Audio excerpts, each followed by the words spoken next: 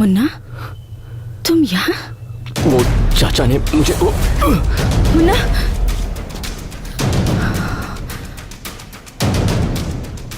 और अगर तुम मरी तो क्या मैं जीतूंगा? क्या कहा तूने? मैंने कहा ये घटिया औरत मरेगी तो मैं जीतूंगा।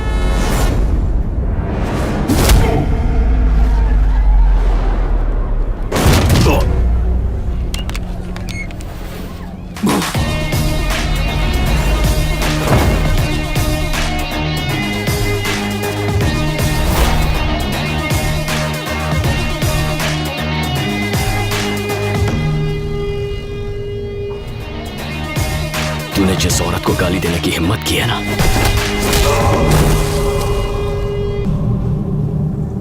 वो भाभी माँ है मेरी।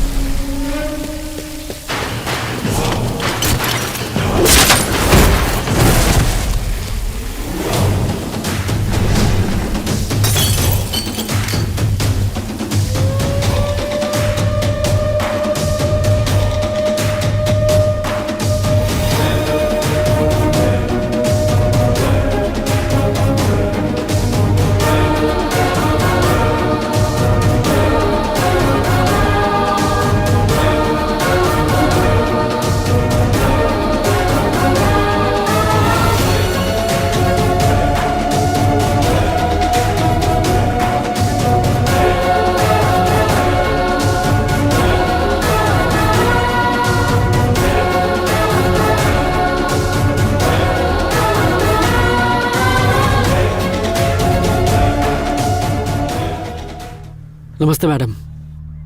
मैडम नमस्ते।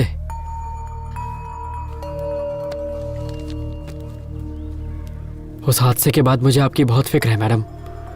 वो तो अच्छा हुआ मुन्ना टाइम पर आ गया, नहीं तो उन बसेस के लिए वो खून खराबे पे उतर आया था। मैं उस शिवा को अच्छे से जानता हूँ, वो हार नहीं मानेगा। आप मुन्ना को समझाइएगा मैडम कि वो संभल कर रहे, वो बहुत खतरनाक है। 1-2 की छोकरी शिवा के काम में आके टांग अड़ाएगी। तुम सब क्या कर रहे थे? झग मार रहे थे? जाओ उसे उठा कर लाओ। चलो रे।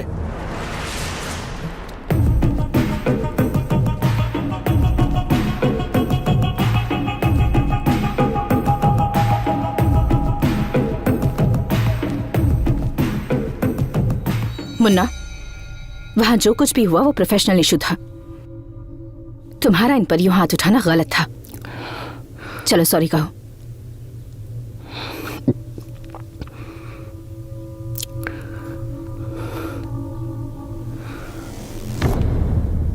सर, हम मिडिल क्लास लोग हैं। छोटी सी बात पर खुश हो जाते हैं, छोटी सी बात पर दुखी। रास्ते में अगर किसी साइकिल वाले से टकरा जाएं और वो हमें गालियां दे तो लगता है जैसे इज्जत चली गई। हम जवाब देना चाहते हैं पर दे नहीं पाते, क्योंकि हमारे पीछे परिवार होता है। उन्हें कुछ हो जाए इस डर से चुपचाप वहां से वापस चले आते हैं। कभी उन पर अगर कोई मुसीबत आ जाए ये सोचकर ही मन घबरा जाता है। आपने भाभी को मारने की धमकी दी, मेरी समझ में नहीं आया मैं क्या करूं। गलती हो गई, माफ कर दीजिए। I am sorry. वहां दुनिया के सामने हमें मारा, अब सबसे छुप के सॉरी कह रहा है तो इसे छोड़ दें। ए सुबो,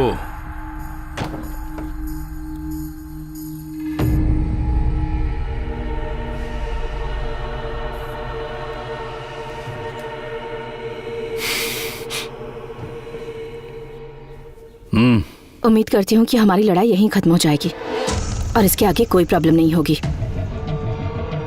चलो चलते हैं।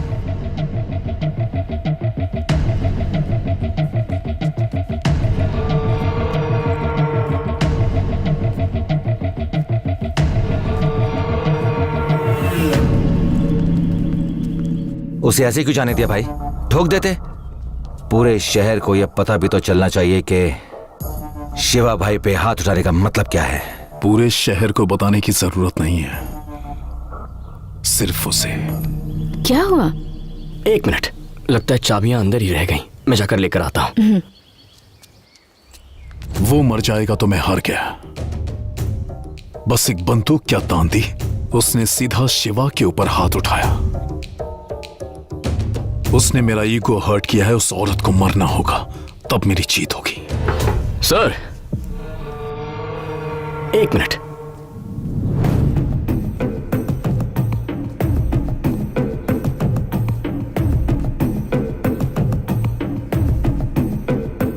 बात करनी थी। अभी जो एक्शन हुआ उस पे आपने कोई रिएक्शन ही नहीं दिया था। इनके चेहरों को देखकर लगता नहीं कि ये मुझे जिंदा छोड़ना चाहते हैं। इसे देखिए कैसे घूर रहा है। मैं तभी समझ गया कि आपका प्लान कुछ और ही है। आप अभी छोड़ देंगे फिर बाद में मार देंगे।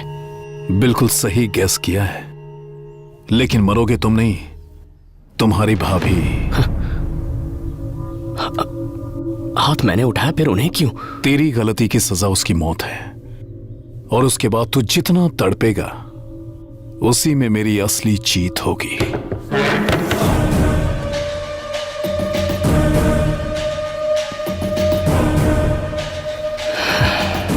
मैंने आपसे कहा ना, हम मिडिल क्लास लोग परिवार के नाम पे थोड़ा सेंटी हो जाते हैं।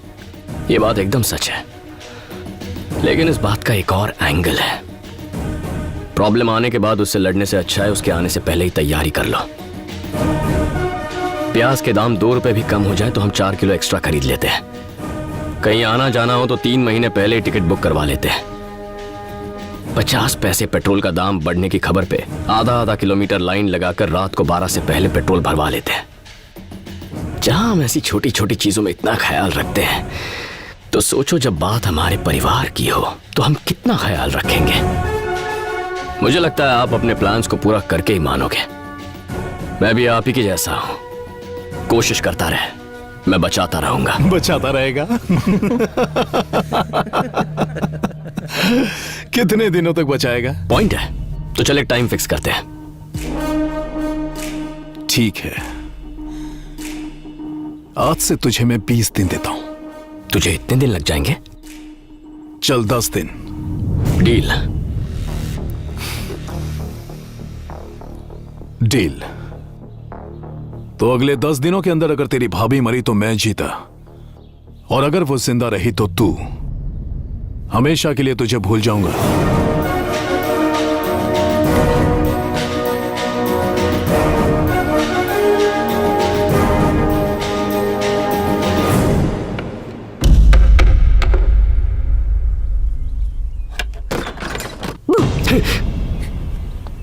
जान लोगे क्या? मेरी जान लोगे? इस महीने की 20 तारीख बहुत शुभ है, चलेगी ना? शुभ है मतलब किसके लिए? हमारी शादी के लिए। हे, घर से चली गई तो लगा पीछा छूट गया है। मैंने पापा को हमारे बारे में बता दिया, वो यहाँ दीदी से बात करने आए हैं। चलो। अगर किसी को आंगन में पेड़ लगाना हो, वो केले का पेड़ लगाता है, कोई बरगद का पेड़ नहीं लगाता। अगर लोग फल देने वाले पेड़ के बारे में सोचते हैं, तो मैं एक काम करने वाले दामाद की उम्मीद भी नहीं रख सकता क्या? सारे बाप एक ही जैसे होते हैं, झूठे। तुम चिंता मत करो, चाहे मेरे पापा मना करे या दीदी मना करे या तुम मना करो, शादी तो तुमसे ही होगी। अगले साल मेरा बीटेक खत्म हो जाएगा, उसके बाद जॉब कर लूंगी और ये घर संभाल लेगा। सिंपल। देखा कैसी बातें कर रही है? इसकी गोल गोल बातें सुनकर मैं तंग आ गया हूँ। इसे आजादी देकर मैंने बहुत बड़ी गलती की। पहले आजादी दी और जब आजाद हो गई तो तकलीफ हो रही है। जिसका गुस्सा इतना तेज हो उसे अपनी बेटी कैसे दूं? इसने उस गुंडे शिवा से फाइट की। हाँ, तुमने फाइट की? पापा, मेरी किस्मत तो चमक गई। मुझे तो कुक के साथ में बॉडीगार्ड भी मिल गया। मेरी तो लाइफ सेट है। वो लड़ाई अब खत्म हो चुकी है, आप मुन्ना को गलत समझ रहे हैं। लड़ाई जंगल की आग की तरह होती है, सब कुछ जलाकर राख कर देने तक खत्म नहीं होती। आप मेरी बात समझ नहीं। मुझे मत समझाओ। तुम पे भरोसा करके मैंने अपनी बेटी को यहाँ छोड़ा था और तुमने उसे एक गैर जिम्मेदार आदमी के हाथ में सौंप दिया। कैसी बहन हो, अपनी छोटी बहन को भी नहीं संभाल पाई। बस बहुत हुआ। भाभी के खिलाफ एक शब्द भी कहा ना तो अच्छा नहीं होगा। ना आपकी जरूरत है ना आपकी बेटी की। चाहिए यहां से। मुन्ना प्लीज। क्या कहा था? ये लड़ाई झगड़ा नहीं करता। इसके बात करने का तरीका तो देखो। इसका बस चले तो जान ही ले ले। तुम अब चलोगी या हमारी नाक कटवाओगी? मैं बाहर इंतजार कर रहा हूं।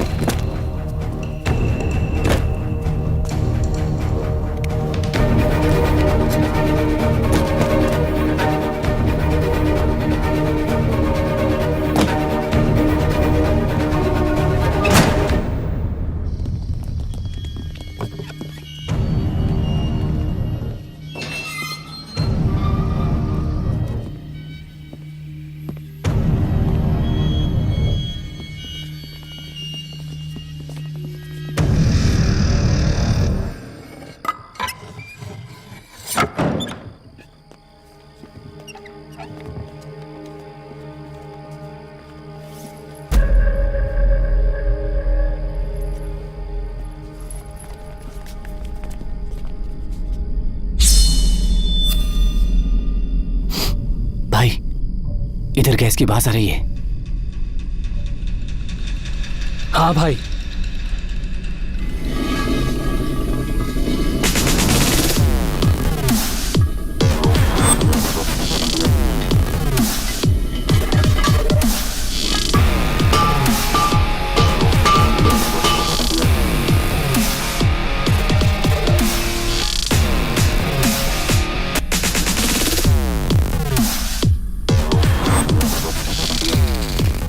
मैं जानता था तुम लोग जरूर आओगे, इसीलिए तुम्हारे स्वागत की तैयारी कर रहा था।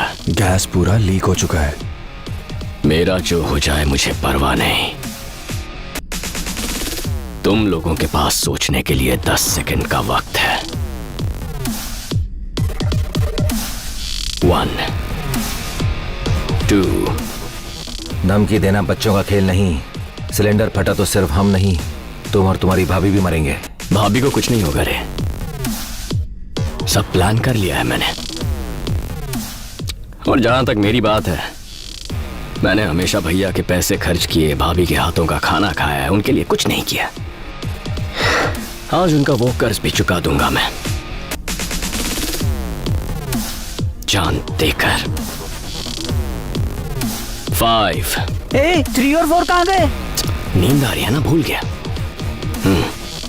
भाई ये बहुत टेढ़ा लगता है। एक बार जब ये सिलेंडर फटेगा तो यहाँ का तापमान 100 डिग्री से ज्यादा हो जाएगा। तब समझ में आएगा 3rd डिग्री बर्न्स क्या होते हैं। चमड़ी गल जाएगी, खून धुआं हो जाएगा और ऐसा दर्द होगा जैसे एसिड से नहाया हो। मरना आसान होता है, लेकिन तड़प तड़प कर मरना बहुत मुश्किल। 6। वैसे मैं बताना भूल गया, तुमने ये जो सोने के चेन और रिंग वगैरह पहने हैं ना, मरने के बाद तुम्हारी लाश की पहचान उसी से होगी। वरना रात के इस वक्त तुम्हारा यहाँ आना कौन सोच सकता है। लावारिस लाश समझ के कहीं फूंक ना दे। 7। ये पागल हमें जिंदा जला देगा, हमें यहाँ से निकलना चाहिए।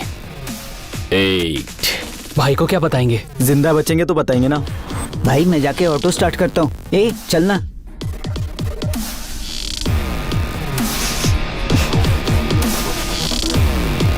9।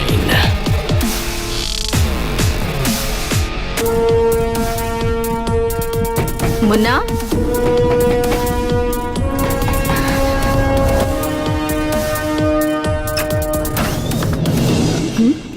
क्या हुआ? गैस लीक हो रही थी भाभी, तो सेफ्टी के लिए लाइट बंद करके दरवाजे खोल दिए थे, लेकिन अब सब ठीक है।